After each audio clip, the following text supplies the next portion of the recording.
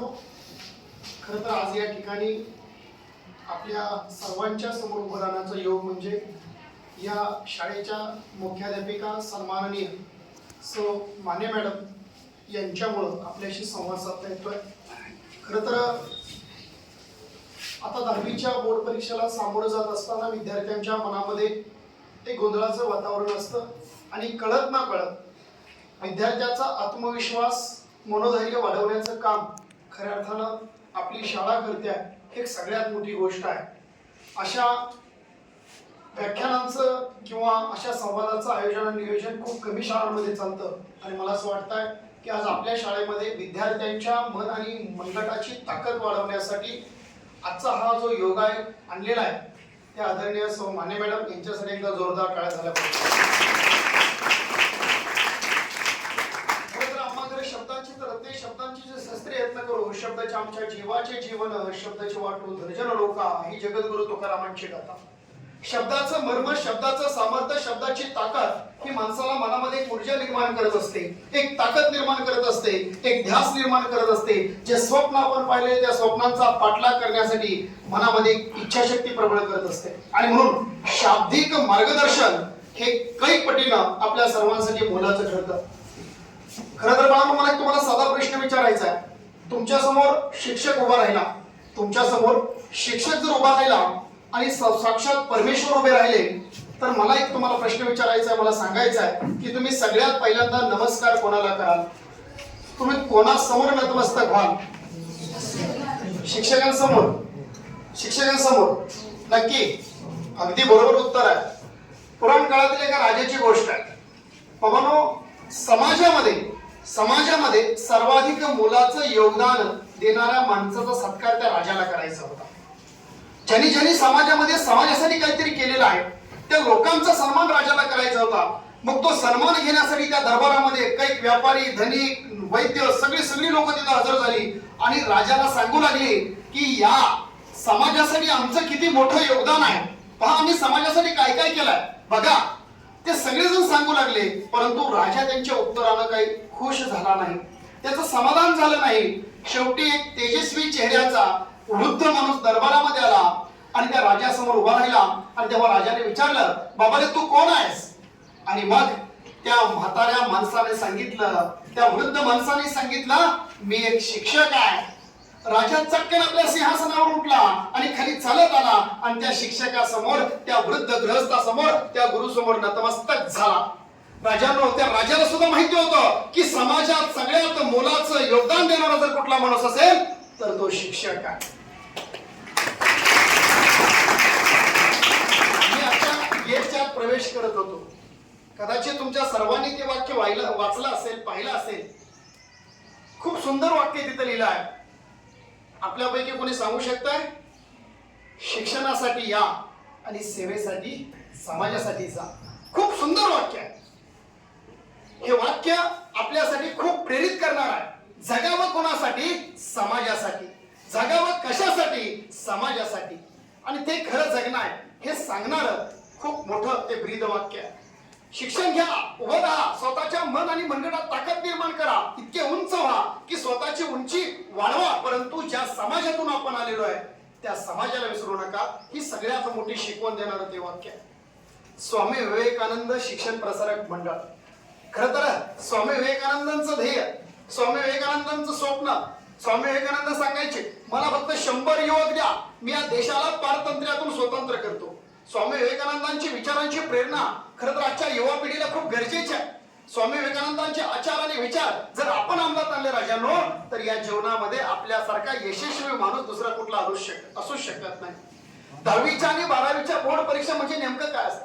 बाबांनो, स्वप्न पाहतो आपण.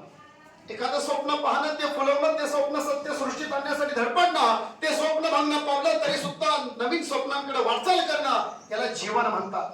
चालणारे दोन पाय किती विसंगत असतात बघा. चालताना कधी आपण विचार करतो का? विचार नाही करत. चालणारे दोन पाय किती विसंगत असतात बघा. एक पुढे असतो, एक मागे असतो. पुढच्याला अभिमान नसतो, मागच्याला अपमान नसतं, कारण त्यांना माहित असतं हे क्षणात बदलणार असतं. आणि राजानो, याचंच नाव जीवन असतं. मग या जीवनामध्ये, या आयुष्यामध्ये, या जीवनाच्या प्रवासामध्ये आपल्याला परीक्षेला सामोरं जावं लागतं. परीक्षा म्हणजे नेमकं काय? काय नेमकं परीक्षा म्हणजे an examination is a formal test of knowledge or ability in a subject or skill.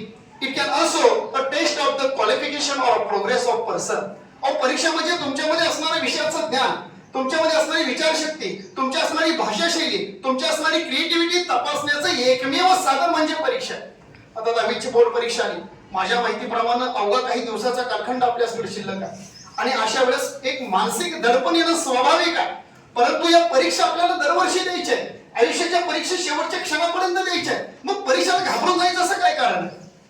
असं काय कारण आहे? जे आतापर्यंत वर्षभर आपण शिकलो, जे काय आपल्यावरती वर्षभर शिक्षकांनी काम केलं, ते मांडण्याची वेळ आलेली आहे. ती योग्य आणि अचूक जर मांडणी केली तर नक्कीच आपण या परीक्षांमध्ये यशस्वी होऊ. म्हणून राजांनो, परीक्षेला घाबरण्याचं काही कारण नाही. मग या परीक्षेला सामोरं जात असताना आपल्या सगळ्यात महत्वाची गोष्ट काय असली पाहिजे, तर आज आपण या क्षणी काय करत आहोत याला खूप महत्व आहे. आपल्या अस्तित्वाच्या स्थळकाळाविषयी तुम्हाला काय सांगता येईल? आपलं अस्तित्व काय? आपण या क्षणी आहोत ना, हे आपलं अस्तित्व. हा आत्ताचा क्षण समजून घ्या. हा आत्ताचा क्षण समजून घ्या. जो आत्ताचा क्षण समजून घेतो ना, तो नक्कीच भविष्यात यशस्वी होतो. म्हणजे आत्ताचा क्षण समजून घेण्याच्या नादात मी भविष्याकडे स्वप्न पाहू नये का? भविष्याचा वेध घेऊ नये का? नक्की घ्या. पण आत्ताचा क्षण जर तुम्ही आता व्यवस्थित घालवला तर भविष्य तुमचं उज्ज्वल झाल्याशिवाय ठरणार नाही. मी नेहमी मुलांना सांगत असतो, आज तुम्ही कशात वेळ घालवता, आज तुम्ही आजच्या वेळेचा काय उपयोग करता, त्यावर भविष्यात तुमच्यावर कुठली वेळ येणार आहे हे निश्चित झालेलं असतं. म्हणून आत्ताचा क्षण, आत्ताची वेळ ही आपल्या जीवनासाठी अत्यंत महत्वाची आहे. हा क्षण समजून आपण कार्यरत असणं गरजेचं आहे. म्हणून आत्ताच्या क्षणाचा उपयोग केला पाहिजे. म्हणजे बोर्ड परीक्षेला मला सामोरं जायचं आहे, काही कालावधी शिल्लक आहे, काही दिवस माझ्याकडे शिल्लक आहे. हा 19 दिवसाचा कालखंड शिल्लक असताना आम्ही काय केलं पाहिजे हे खूप महत्वाचं आहे. खूप महत्वाचं आहे, अत्यंत महत्वाचं. आत्ताचा क्षण समजून घ्या. या क्षणाचा सदुपयोग जेवढा करता येईल तेवढा सदुपयोग तुम्ही करा. आणि जेवढा तुम्ही सदुपयोग कराल तेवढा भविष्यातला येणारा प्रत्येक घटक तुमच्यासाठी तयार असणार आहे.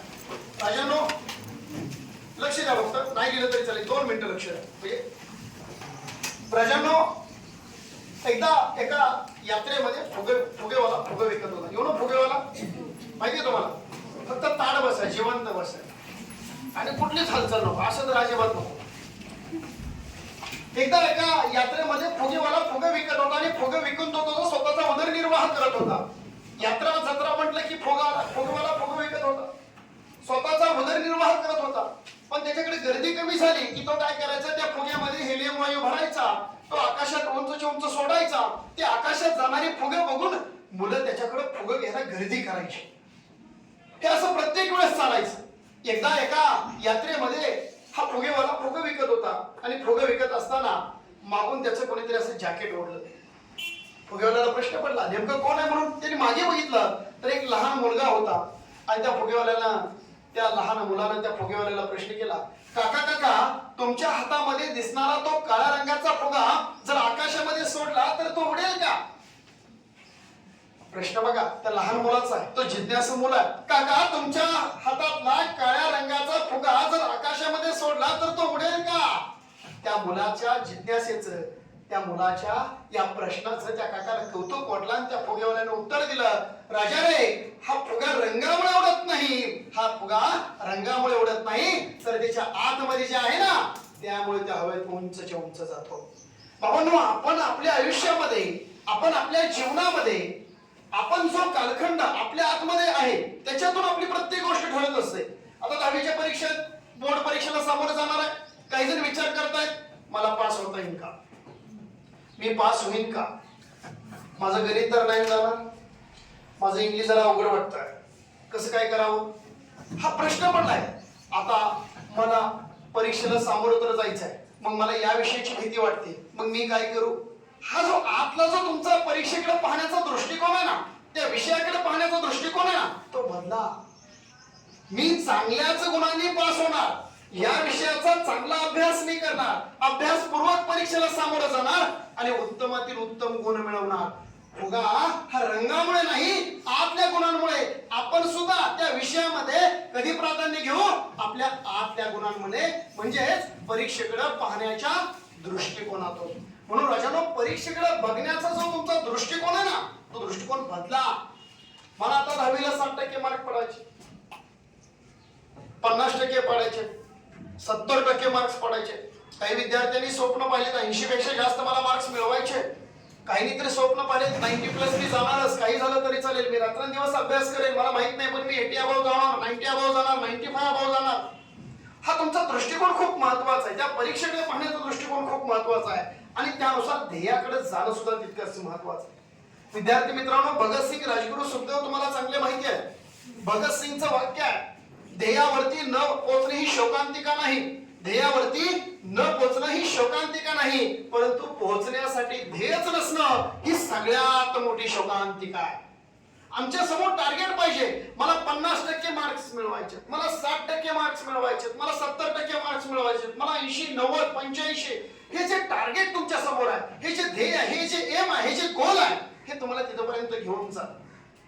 आयुष्याच्या महामार्गावरून चालत असताना नेहमी लक्षात ठेवा, नेहमी सकारात्मकता असली पाहिजे आणि ध्येयाच्या दृष्टिकोनातून आपली एक पाऊल आपलं पडलं पाहिजे.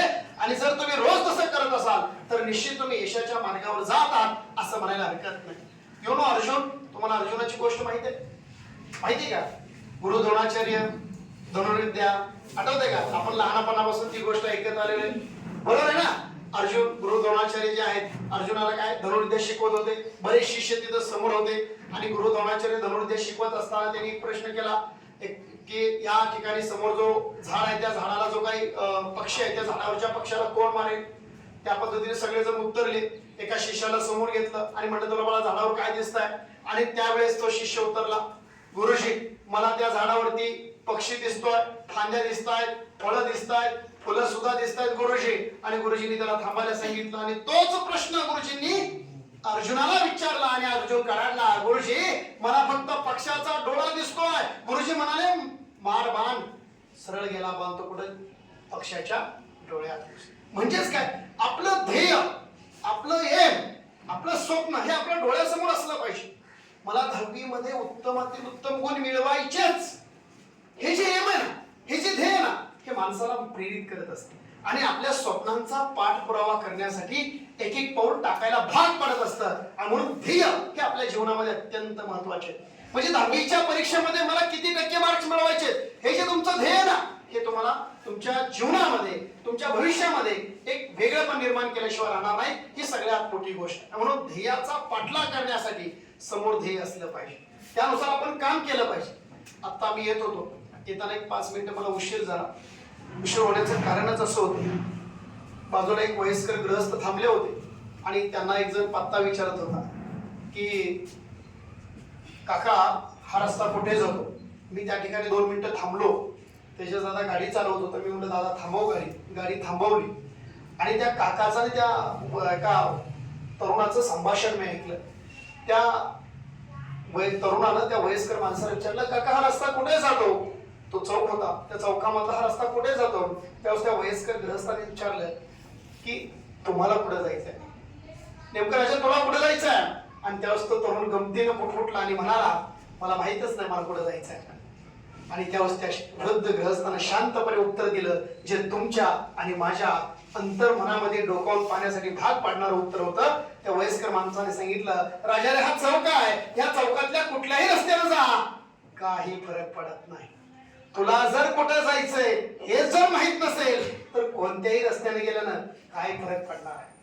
साधं सोपं समीकरण राजानो, मला किती टक्के गुण मिळवायचे हे जर माझ्या समोर नसेल तर मी अभ्यास करून काहीही उपयोग होणार नाही आणि त्या अभ्यासाला काही अर्थ राहणार नाही. म्हणून माझ्या समोर टार्गेट असलं पाहिजे, माझ्या समोर ध्येय असलं पाहिजे, गोल असलं पाहिजे की मला नेमके किती टक्के गुण मिळवायचे हे आपण आपल्या पद्धतीने ठरवलं पाहिजे. काही जण स्वतःला कमी समजतात, स्वतःमध्ये न्यूनगंड बाळगून राहतात. मला हे जमल का? मला हे होईल का? माझ्याकडनं कसं शक्य आहे? हे सगळं होणार आहे, सगळं होणार. काही जणांना एक सवय असते, तुम्हाला माहिती मांजर, मांजर एवढं मोठं असतं, केवढं असतं, एवढंच मांजर. त्या मांजराला कधीतरी आरशाच्या समोर घेऊन ठेवा किंवा त्या आरशासमोर गेलं तर एकदा फक्त ऑब्झर्व करा, बारीक बारीक निरीक्षण करा. लक्षात ठेवा, ते जेव्हा आरशात पाहतं ना ते स्वतःला वाघ समजतो. वाघ टायगर बघा तुम्ही, त्या आरशा जेव्हा जातो ना तेव्हा स्वतःला काय समजतं? वाघ. आता इथं बसलेल्या प्रत्येक 10वीच्या विद्यार्थ्यांनी स्वतःला वाघ समजायचं. मग काय डरकाळ फोडायच्या का? नाही, वाघ समजायचा आणि वाघाच्या आत्मविश्वासानं एक एक पाऊल टाकायचं. 10वीच्या बोर्ड परीक्षेला सामोरं जात असताना त्या आत्मविश्वासानं आपण गेलो पाहिजे, त्या हिमतीनं आपण त्या परीक्षेला सामोरं गेलं पाहिजे. मनामध्ये कुठलंही भय, चिंता हा प्रकार न ठेवता आपण परीक्षेला सामोरं गेलोच पाहिजे. आत्मविश्वास ही माणसाच्या यशासाठी सगळ्यात महत्वाची लागणारी गुरुकिल्ली आहे. प्रजानो, काही जणांना न्यूनगंडाने पछाडलेलं असतं. न्यूनगंड म्हणजे काय?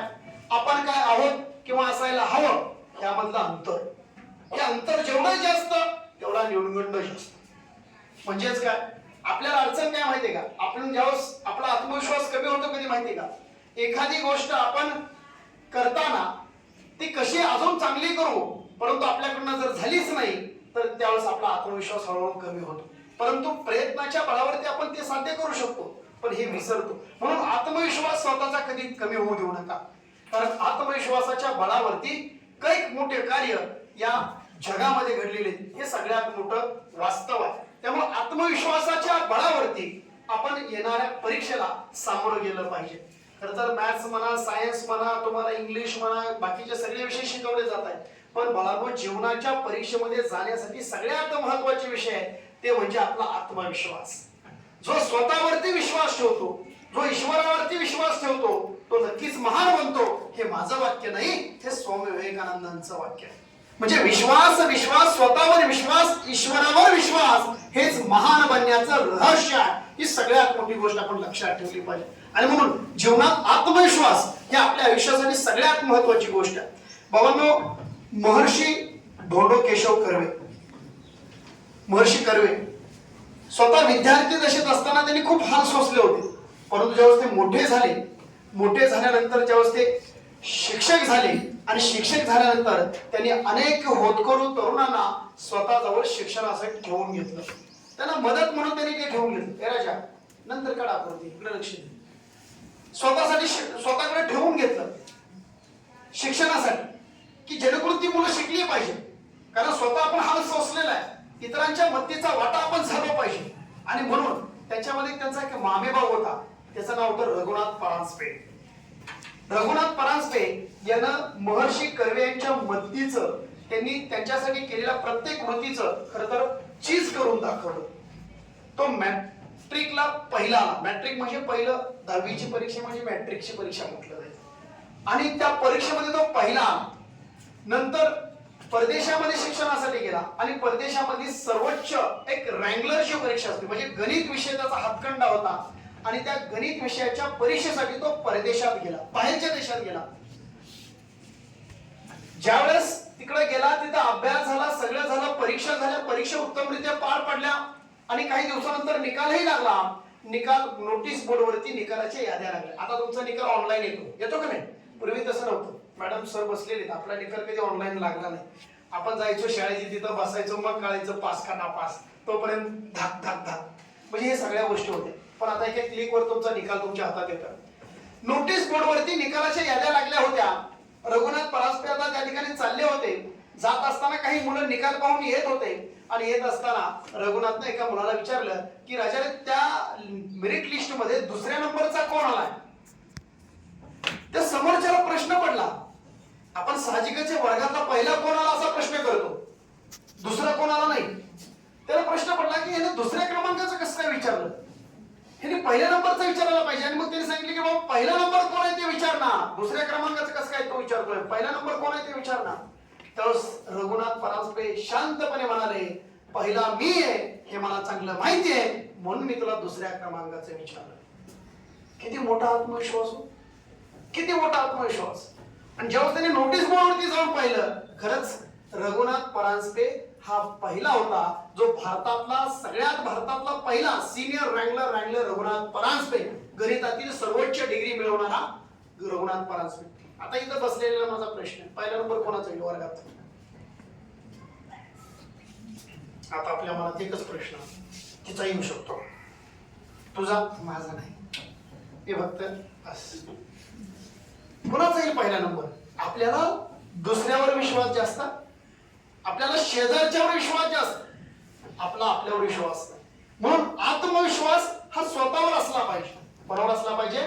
स्वतःवर असला पाहिजे. राजानो, एकदा शाळा तपासणी चालू होती. शाळा तपासणी माहिती, त्याला आपण इन्स्पेक्शन म्हणतो. बरोबर मॅडम, इन्स्पेक्शनच ना. हा, शाळा तपासणी सुरू होती. नीट आहे का? शाळा तपासणी चालू असताना अचानक साहेब काय असं डायरेक्ट ऑफिसमध्ये वगैरे जात नाही, मुख्याध्यापक कक्षात वगैरे जात नाही, ते डायरेक्ट वर्गात घुसतात. आणि एकदा वर्गात आले सगळी मुलं उभं राहिली. गुड मॉर्निंग सर, जसं तुम्ही म्हणले सगळं सगळं तसं ते गुड मॉर्निंग वगैरे झालं, सगळं झालं. शिक्षक वर्गातच होते. लगेच सरांनी खाली बसवलं आणि साहेब आलेले पुस्तक घेतात आणि प्रश्न विचारतात. बसवलं, मुलांना प्रश्न विचारले. पहिला प्रश्न विचारला, कोणाला सांगता येईना. साहेबांना वाटलं कदाचित अवघड प्रश्न असतं, जरा सोपा विचारूया. परत अजून सोपा विचारला, कोणालाच उत्तर देता येईना. साहेब जरा अजून टेन्शन मध्ये आले, आता काय नेमकी भानगड काही कळेना. साहेबांनी जरा अजून सोपा प्रश्न विचारला. तिसरा प्रश्न विचारला, एकाचाही हात वर नाही. साहेबांना जरा शंका आली. साहेबांनी शिक्षकाकडे पाहिलं. शिक्षक घाबरले. साहेब म्हणले काय? तेवढा शिक्षक म्हणाले, सर खरं सांगू का? म्हणले बोला पटकन. म्हणले सर, इथली मुलं सगळी क्रिकेट खेळायला गेलीत, दुसरीच मुलं येऊन बसली तिथे. साहेब मात्र आता भयानक संतापले, खूप संतापले. साहेबांना खूप राग आला. आता काही खरं नाही. आता साहेबांचा हा रुद्रावतार पाहून त्या शिक्षकाला मात्र आता काय असं ते खरं खरं सगळं सांगून टाकावं. ते सांगितलं की साहेब, मी या वर्गाचा वर्ग शिक्षकच नाही. मी आपला सहज आलो होतो गमतीनं वर्गात, आणि तेवढं तुम्ही आले. साहेब खूप कडाडले, संतापले, वैतागले आणि रागारागा बोलून गेले. म्हणले याच ठिकाणी जर आता खरोखरचे साहेब आले असते तर मग. साहेब पण असे झाले होते. हा गमतीचा भाग आहे. गमतीचा भाग बाजूला सर, आपण एक नक्की सांगतो की अभ्यासाच्या दृष्टिकोनातून आपण आपल्या परीक्षेकडे पाहण्याचा दृष्टिकोन बदलला पाहिजे. सगळ्यात महत्वाची दुसरी गोष्ट, आपला स्वतःवरती विश्वास असला पाहिजे. आणि सगळ्यात महत्वाचं दुसरी गोष्ट, आपल्या समोर आपलं ध्येय, आपल्या समोर आपलं स्वप्न असलं पाहिजे. ह्या जर गोष्टी तुमच्याकडे असतील तर जीवनामध्ये यशाशिवाय तुम्हाला यशापासून कुणीही रोखू शकणार नाही. सगळ्यात महत्वाची दुसरी गोष्ट, राजानो, हे सगळं करत असताना आपल्याकडे नियोजन हवं. मी विद्यार्थ्यांना नेहमी सांगत असतो, प्री प्लॅन कुठलीही गोष्ट करा, नक्की यश तुमच्या सोबत असतं. कुठलीही कृती जर तुम्ही विना नियोजनानं केली तर तुम्ही यशापर्यंत पोहोचू शकत नाही. तुम्ही जे आतापर्यंत करत होते तेच पुन्हा कराल तर तुम्हाला तेच मिळेल जे आतापर्यंत मिळत होतं. वाक्य नीट आहे का? तुम्ही जे आतापर्यंत करत होता तेच पुन्हा कराल तर तुम्हाला तेच मिळेल जे आतापर्यंत मिळत होतं. आधी कधीच न मिळवलेलं मिळवण्यासाठी आधी कधीच न केलेलं काहीतरी करावं लागेल, तेव्हा मिळेल, अन्यथा मिळणार. म्हणजे वेगळं काहीतरी केलं पाहिजे तरच आपल्याला वेगळं काहीतरी मिळणार आहे, अन्यथा मिळणार. आतापर्यंत झोपा काढल्या, बस झालं, आता उठा लवकर, पहाटे अभ्यास करा, थोडा ध्यास घ्या अभ्यासाचा, मन लावून करा. एखादी कृती करताना मनापासून करा, अंतःकरणापासून करा, तेव्हा ती उत्तम होते, सर्वोत्तम बनते. आणि म्हणून आपल्याला कुठलीही कृती करताना नियोजनबद्ध करता आले पाहिजे. तुम्हाला जिथं जायचंय तिथं जाऊ शकता, तुम्हाला जिथं पोहोचायचंय तिथं पोहोचू शकता, तुम्हाला जे व्हायचंय ना ते सुद्धा होऊ शकता. हे सगळं शक्य आहे. नियोजन, फक्त आणि फक्त नियोजन, तेही परिणामकारक असलं पाहिजे. कागदावर लिहून काढलं, त्यानुसार वागायचं ठरवलं, उद्या सकाळी पहाटे 5 ला उठणार, अभ्यासाला बसणार, 8 चा गजर झाला तरी अजून उठला नाही. नियोजन हे परिणामकारक असलं पाहिजे, त्यानुसार आपल्याला वर्तन करता आलं पाहिजे. ही सगळ्यात मोठी गोष्ट. अब्राहिम लिंकन यांना विचारलं, अब्राहिम लिंकन अमेरिकेचे होऊन गेलेले राष्ट्राध्यक्ष, त्यांना विचारलं की जर समजा तुम्हाला जंगल तोडायला, हे झाड तोडायला, एक झाड आहे ते तोडायला तुम्हाला 8 तास देईल, किती? 8 तास, तर तुम्ही काय कराल? तेव्हा अब्राहिम लिंकननी सांगितलं की जर मला एक झाड तोडायला जर 8 तास मिळाले तर त्यातली 6 तास मी माझ्या कुऱ्हाडीला धार करण्यात लावेल. कारण मला माहिती आहे माझ्या कुऱ्हाडीची धार जितकी जास्त तेवढं माझं काम सोपं होणार. म्हणजेच काय? नियोजन. तुमचं काम करत असताना तुमच्याकडे जर नियोजन असेल तर तुमचं काम सोपं होतं. तुम्ही केलेलं नियोजन म्हणजे तुमचं अर्ध यश आहे, हे लक्षात ठेवा. त्यामुळे जीवनामध्ये, आयुष्यामध्ये नियोजनाला खूप महत्व असलं पाहिजे. तुमच्या दिवसाचं एक शेड्यूल तयार झालं पाहिजे, एक प्लॅन तयार झाला पाहिजे. कोणत्या वेळेस मी काय करणार, सकाळी उठल्यापासून शाळेला जाईपर्यंत, शाळेतून आल्यानंतर घरी किती वेळ आणि कोणता वेळ कशासाठी मी देणार आहे, ह्या सगळ्या गोष्टीचं जर तुमच्याकडे नियोजन असेल तर तुमचं यश तुमच्या जवळ आहे, हे लक्षात ठेवा. मला एक प्रश्न विचारायचा राजानो, यु नो टाटा बिर्ला? टाटा आणि बिर्ला माहिती आहेत का तुम्हाला? नक्की का माहिती आहे? बॅडमिंटन आहे टाटा, बरोबर, बॅडमिंटन खेळतात बरोबर. बरोबर. आणि बिर्ला क्रिकेट खेळतात बरोबर. नाही ना, टाटा आणि बिर्ला काय रे, कोण आहे? बिझनेसमॅन, आपण त्याला आपण उद्योगपती म्हणतो बरोबर ना. त्या दिदी बॅडमिंटन नाही खेळतात, उद्योगपती आहेत. मी सगळ्या शेवटी एक कृती करायला होणार, नीट लक्ष द्या. त्यात जर फसले मग लक्षात आलं मला व्याख्या किती समजले तुम्हाला, कार्यक्रम किती समजले. टाटा आणि बिर्ला हे काय रे, उद्योगपती आहेत बरोबर आहे ना. मला सांगा, आपल्याला टाटा आणि बिर्लाला भेटायचे. आता इथं सर आहेत, आपले मॅडम आहेत, आपल्या सगळ्यांना जाऊन भेटायचे टाटा आणि बिर्ला. काय करावं लागेल? चुकू द्या, काय अडचण नाही. हा करेक्ट. काय करावं लागेल? अपॉइंटमेंट घ्यावी लागेल. एकदम बरोबर. मला सांगा, किती दिवस अगोदर अपॉइंटमेंट घ्यावी लागेल? 2 महिने, अजून 6 महिने, अजून वर्ष, 15 दिवस, 1 महिना, 2 महिने, 4 महिने, 6 महिने, 1 वर्ष बरोबर ना. किती मिनिटासाठी अपॉइंटमेंट मिळेल? 5 मिनिटं, 10 मिनिटं, लय जवळचा बाबा 10 मिनिटं, त्याच्यापेक्षा जास्त नाही. बघा, टाटा बिर्लांना भेटायचं नीट आहे काय बघा, टाटा आणि बिर्लांना भेटायचंय. काय करावं लागणार आहे? अपॉइंटमेंट घ्यावी लागणार. किती दिवस अगोदर? 15 दिवस, 1 महिना, 6 महिने, 4 महिने अगोदर बरोबर ना. किती मिनिटासाठी? 2 मिनिटं, 5 मिनिटं, जास्तीत जास्त 10 मिनिटासाठी आपल्याला अपॉइंटमेंट मिळणार आहे. आता माझा साधा प्रश्न आहे, दीदी जागे ना, साधा प्रश्न आहे, नीट आहे का. त्याच टाटा आणि बिर्लाच्या घराच्या बाहेर एक वॉचमॅन उभा आहे. कोण आहे? त्याला जाऊन भेटायचं. काय करावं लागेल? जायचं डायरेक्ट भेटू शकतो बरोबर आहे ना. जायचं डायरेक्ट भेटत, काय नाही काय चाललंय, कसं काय बरं चाललंय का, व्यवस्थित आपण गप्पा मारू किती वेळ बरोबर आहे ना. आता मला तुम्हाला एक प्रश्न विचारायचा आहे. तुम्हाला जर समजा एखाद्या मित्राने फोन केला, काय सोन्या काय करतोय, काय नाही रे कामाचं, अरे येऊ का, लवकर ये, वाटच बघतोय. बघा, आपल्याला एखादी मैत्रीण फोन करते, काय दीदी काय करते, काय नाही निवांत आहे, किती का, ये तुझीच वाट बघत आहे. आपल्याला भेटायचं म्हटलं कोणीही कधी येऊ शकतं. टाटा बिर्लांना भेटायचं म्हटलं तर वेळ घ्यावी लागते, आणि त्या घराच्या बाहेरच्या वॉचमॅनला भेटायचं म्हटलं तर कुठल्याही वेळेत आपण जाऊ शकतो. असा फरक का? काय बरं, काय करा, असा फरक का? हा बरोबर आहे, चुकू द्या. काय कारण? टाटा आणि बिर्ला यांचा प्रत्येक दिवस, प्रत्येक आठवडा, प्रत्येक महिना कसा जाणार आहे हे त्याचं काय झालं, त्यांचं नियोजन झालेलं. काय झालेलं आहे? नियोजन झालेलं आहे. आणि म्हणून त्यांना जर भेटायचं म्हटलं तर आपल्याला वेळ घेऊन भेटावं लागतं. अशीच त्यांची भेट होत. वॉचमॅनच्या मात्र वेळेचं नियोजन नाही, त्याला त्याच्या वेळेचं अजिबात नियोजन झालेलं. त्याला कोणीही जा आणि भेटू. जर आपल्याला टाटा आणि बिर्ला यांच्या रांगेत जाऊन जर बसायचं असेल ना राजारो, तर आपल्याला आपल्या वेळेचं नियोजन करावं लागेल. आणि जर हे जर शक्य नाही झालं तर आपण त्या ठिकाणी तशा पद्धतीचं काम करू शकणार. म्हणून आता जो वेळ तुमच्याकडे उरलाय, आज मला वाटतंय 10 फेब्रुवारी बरोबर, 13 फेब्रुवारी बरोबर आहे ना.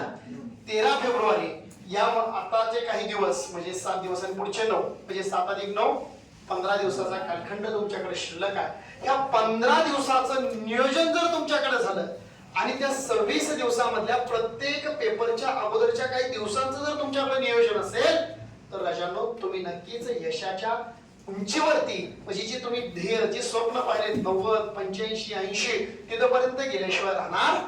ही सगळ्यात मोठी वस्तुस्थिती. पण त्यासाठी तुम्हाला स्वतःहून बसावं लागेल, प्रत्येक दिवसाचं प्लॅन करावं लागेल, आणि कुणी जरी एखादा भेटायला आला तर त्याला तुम्हाला विचारून भेटायला यावं लागेल. अशी परिस्थिती तुम्ही निर्माण केली पाहिजे. ही सगळ्यात मोठी गोष्ट. त्यामुळं आपल्याला 10वीच्या परीक्षेला सामोरं जाताना आपल्याकडं नियोजनबद्ध एक आकृतीबंध असला पाहिजे, तर आणि तरच आपण येणाऱ्या परीक्षेला उत्तमरित्या सामोरं जाऊ शकतो, असं मला या ठिकाणी वाटतं. परंतु हे सगळं करत असताना आपल्यामध्ये प्रबळ इच्छाशक्ती असणं खूप महत्वाचं आहे. आम्ही दृष्टिकोन आमचा सकारात्मक ठेवला, परीक्षेकडे बघण्याचा, आमच्या समोर ध्येय ठेवलं, आमच्या समोर स्वप्न ठेवलं, आमच्यामध्ये आत्मविश्वास ठासून भरलेला आहे. एवढंच नाही, आम्ही आमच्या प्रत्येक दिवसाचं नियोजन केलं, पण आमच्या आतमध्ये जर प्रबळ इच्छाशक्ती नसेल तर आम्ही काही करू शकत नाही. नेपोलियन हिल याने एका ठिकाणी लिहून ठेवलंय, माणसाच्या मनामध्ये जे रुजतं किंवा माणूस मनामध्ये जे आणतो आणि त्यावर विश्वास ठेवतो ती गोष्ट माणूस सहज प्राप्त करू शकतो. सहज. फक्त एक कशाच्या बळावर आहे? प्रबळ इच्छाशक्तीच्या. आपण म्हणतो बघा, जेथे इच्छा असते तेथे मार्ग असतो, म्हणतो ना. आवड असली की सवड मिळते म्हणतो, परंतु ती इच्छाशक्ती आपल्या आतमध्ये असणं खूप महत्वाचं आहे. प्रत्येक गोष्टीच्या बाबतीत प्रबळ इच्छाशक्ती ही सगळ्यात मोठी गोष्ट आहे. ती जीवनामध्ये आपल्याला पुढे घेऊन जात असते. सॉक्रेटिस माहिती आहे तुम्हाला? सॉक्रेटिस खूप मोठा तत्ववेत्ता होऊन गेला, खूप मोठा, म्हणजे जगप्रसिद्ध तत्ववेत्ता होऊन गेला. सॉक्रेटिसला विचारण्यासाठी तुमच्या माझ्यासारखे तरुण त्यांच्या यशाचं रहस्य विचारलं गेलं. What is the secret of success? तुमच्या नेमकं यशाचं रहस्य काय, मला सांगा. सॉक्रेटिस म्हणाले, ठीक आहे, हरकत नाही, एक काम कर, तू दुसऱ्या दिवशी सकाळी नदीच्या किनाऱ्याला येऊन भेट. आता नदीच्या किनाऱ्याला कशाला, फिरायला का? नाही, तू येऊन भेट. ठरल्याप्रमाणे ती दोघं आली. सॉक्रेटिसने त्याच्या खांद्यावरती हात टाकला, म्हणले चल. ते नदी पात्राच्या दिशेने ते चालत जायला लागले. चालत चालत चालत चालत गेले.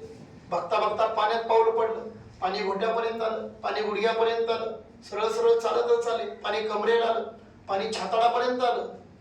मग मात्र सॉक्रेटिसने हळूच खांद्यावरचा हात अलीकडे घेतला, त्याच्या मानेवर घेतला आणि मान जोरात खाली पाण्यात दाबली. अशी दाबून धरली, पार तो काळा निळा पडेपर्यंत दाबून धरली.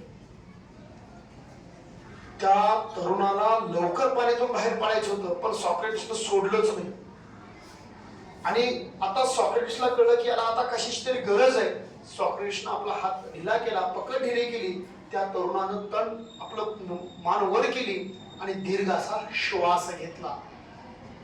आणि मग सॉक्रेटिसने विचारलं की राजाने, ज्यावेळेस तू पाण्यातून वर आला त्यावेळेस तुला कशाची गरज वाटली? आणि त्यावेळेस त्यांनी सांगितलं की सगळ्यात जास्त मला श्वास घेण्यासाठी हवेची गरज लागली. कशाची? हवेची. यशाचं रहस्य सुद्धा हेच आहे. जेवढ्या तीव्रतेने तुम्हाला ती गोष्ट हवी असते ना, तेवढ्या तीव्रतेने तुमचे प्रयत्न सुद्धा गरजेचे आहे. त्यामुळे त्या दृष्टिकोनातून तुम्हाला जाता आलं पाहिजे. प्रबळ इच्छा हे तुमच्या यशासाठी घेऊन जाणारं सगळ्यात मोठं माध्यम हे लक्षात ठेवा. तुमच्या हातून ती गोष्ट आली पाहिजे आणि तुम्ही ती केली पाहिजे. आणि जर तुम्ही असं करत असाल तर नक्कीच जीवनामध्ये यशस्वी व्हाल. 10वीच्या परीक्षांमध्ये चांगल्या मार्काने यशस्वी व्हाल, असं मला या ठिकाणी सांगायचं आहे. राजानो, आपला वेळ कमी आहे. मी जेवढा वेळ घेतला होता त्याच्या वेळेपेक्षा थोडंसं 1-2 मिनिटात जास्त बोलतो. पण एक गोष्ट आवर्जून सांगतोय की आयुष्याच्या महामार्गावरून प्रवास करत असताना मुलांनो, कधी कोणाला स्वतःला कमी समजू नका. जीवनाचा ध्यास आणि जीवनातील स्वप्न साकार करत असताना आपला आत्मविश्वास कमी कधी होऊ देऊ नका. आणि एक लक्षात ठेवा, प्रयत्न हे रत्न परमेश्वरानं तुम्हाला आम्हाला बहाल केलेले आहे. त्या प्रयत्नाचा ध्यास सोबत ठेवा आणि प्रामाणिकपणे काम करा. अशामुळे जीवनाकडे, परीक्षेकडे पाहण्याचा दृष्टिकोन, आपल्या आयुष्यातील ध्येय, स्वप्न, त्याचबरोबर स्वतःवरचा आत्मविश्वास, नियोजनबद्ध कामगिरी आणि प्रबळ इच्छाशक्ती ह्या गुणांच्या बळावर आपण पाहिजे ती मिळवू शकतो. परंतु मला असं वाटतंय की प्रयत्न करणारा माणूस ह्या जीवनात कधी अपयशी ठरू शकत नाही. कोशिश करने वालों की कभी ऐकले नाही. कोशिश करने वालों की कभी नन्ही चींटी जब दाना लेकर चलती है, चढ़ती दीवार पर से 100 बार फिसलती है, चढ़कर गिरकर चढ़ना न अखरता है, आखिर उसकी मेहनत बेकार नहीं होती. कोशिश करने वालों की कभी हार नहीं होती. कोशिश करने वालों की कभी हार नहीं होती. डुबकियां सिंधु में गोताखोर लगाता है. डुबकियां सिंधु में गोताखोर लगाता है. गोताखोर म्हणजे पाण्यामध्ये जाऊन नाणं शोधणारा माणूस. डुबकियां सिंधु में गोताखोर लगाता है, जाकर खाली हाथ लौट आता है। मिलते न सहसी मोती गहरे पानी में, बढ़ता दूना उत्साह उसी हैरानी में। मुट्ठी उसकी खाली हर बार नहीं होती, कोशिश करने वालों की कभी हार नहीं होती। कोशिश करने वालों की कभी हार नहीं होती। काही जणांना प्रश्न पडला असेल, सर मला सामायला मार्क कमी पडले, सरावाला मार्क कमी पडले, चाचणी परीक्षेत मार्क कमी पडले, मी एक दोन विषयात नापास झालो। राजाने एक लक्षात ठेवा, असफलता एक चुनौती, उसे स्वीकार करो। असफलता एक चुनौती है, उसे स्वीकार करो। क्या कमी रह गई देखो और सुधार करो। जब तक ना सफल हो नींद चैन को त्यागो तुम, जब तक ना सफल हो नींद चैन को त्यागो तुम। संघर्षों का मैदान छोड़ मत भागो तुम। कुछ किए बिना ही जय जयकार नहीं होती, कुछ किए बिना ही जय जयकार नहीं होती। कोशिश करने वालों की कभी हार नहीं होती, कोशिश करने वालों की कभी हार नहीं होती। मुलांनो, प्रामाणिकपणे प्रयत्न करा, सरावाला प्राधान्य द्या। पण बोलण्यासारखं भरपूर आहे, फक्त जाता आता एवढं सांगेन तुम्हा सगळ्यांना, गणेशाची सिद्धी चाणक्याची बुद्धी, गणेशाची सिद्धी चाणक्याची बुद्धी, शारदेचं ज्ञान, कर्णाचं दान, भीष्माचं वचन आणि रामाची मर्यादा, आणि सगळ्यात महत्त्वाचं म्हणजे हनुमानाची ताकद लाभो आणि अभ्यासामध्ये गोडी लाभो, अशी मी या ठिकाणी ईश्वरचरणी प्रार्थना करतो। आणि आज या ठिकाणी आपल्या समोर व्यक्त होण्याची संधी आदरणीय सौ माने मॅडम यांनी मला उपलब्ध करून दिली, त्याबद्दल त्यांचे मी या ठिकाणी सतत आभार व्यक्त करतो। थांबतो। जय हिंद, जय महाराष्ट्र, जय शिवराय।